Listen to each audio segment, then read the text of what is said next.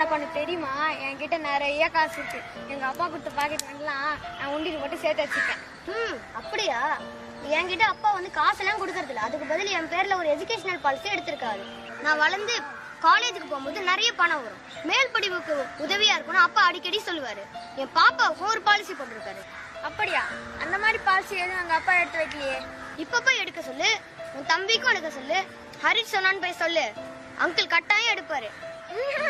இவர் பெரிய இவரு. ஏன் சிரிக்கிற? நல்ல விஷயத்த சின்னவங்க சொன்னாலும் பெரியவங்க சொன்னாலும் புத்திசாலிங்க கேட்பாங்க.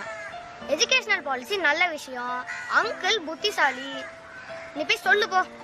குழந்தைகளுக்கான கல்வி மற்றும் திருமணத்திற்கான LIC திட்டங்களில் சேர அழைக்கவும்.